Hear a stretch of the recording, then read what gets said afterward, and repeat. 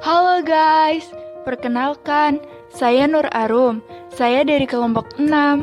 Oh iya, saya bareng teman-teman loh. Ada Gina, ada Anisha, dan ada Fitria. Yuk, belajar bareng. Kira-kira kita mau belajar apa ya? Oh iya, kita akan belajar tentang teori belajar humanistik dan penerapannya dalam pembelajaran.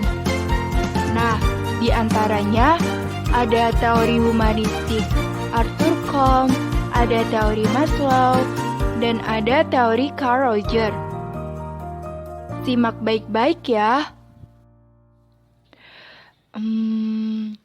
Tahukah kamu apa sih teori belajar humanistik itu? Teori belajar humanistik adalah proses memanusiakan manusia di mana seorang individu menggali kemampuannya sendiri untuk diterapkan dalam lingkungan. Menurut Maslow, teori humanistik lebih menekankan pada motivasi, yang mana kegunaannya adalah untuk membantu mengembangkan potensi peserta. Hal ini berbeda dengan pendapat Rogers, di mana Rogers mengemukakan teori humanistik itu membahas tentang belajar dan pembelajaran.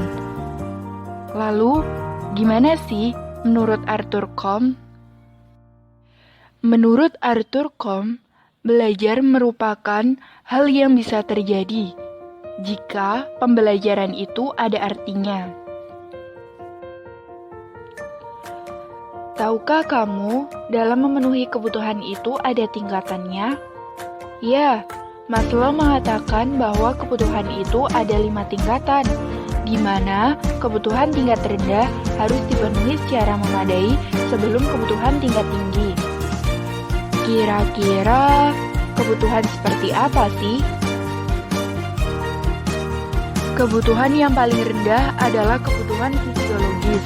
Kebutuhan inilah yang harus kita penuhi terlebih dahulu, karena jika tidak terpenuhi, kita tidak akan dapat memenuhi kebutuhan yang lain.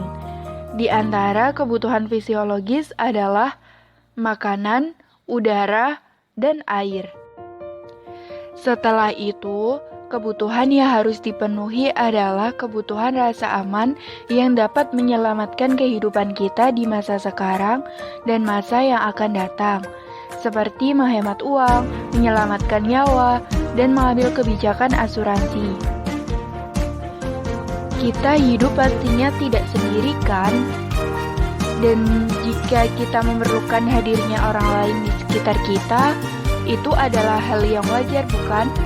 Contohnya, dalam hal membutuhkan kasih sayang, relasi, dan keluarga. Setelah melakukan banyak hal, tentu pastinya kita mengharapkan sesuatu yang lebih, kan? Contohnya, reputasi atau nama baik atas apa yang sudah kita. Nah, kebutuhan tertinggi pada hierarki adalah kebutuhan aktualisasi diri atau menggali diri dan mengembangkan potensi yang ada pada diri kita sesuai dengan minat dan bakat yang kita miliki. Ada mengembangkan diri atau dengan mengikuti ekstrakurikuler dan berusaha menjadi sang juara. Selain hierarki kebutuhan, kecenderungan aktualisasi juga berperan dalam teori humanistik.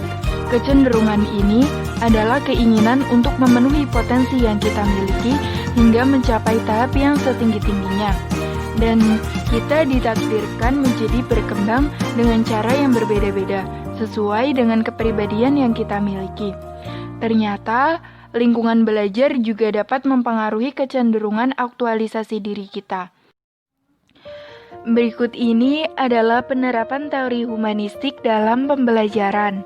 Yang pertama, guru dapat memberikan reward kepada peserta didik yang telah berhasil mengerjakan suatu hal, agar peserta didik tersebut semakin semangat dalam pembelajaran. Yang kedua, peserta didik perlu dihindarkan dari berbagai macam tekanan lingkungan, sehingga mereka akan merasa aman untuk belajar.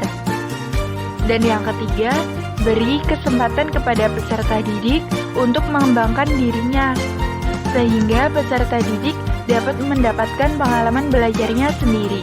Yang keempat, pendidik harus dapat memfasilitasi peserta didiknya dengan memberikan berbagai macam sumber belajar yang mendukung.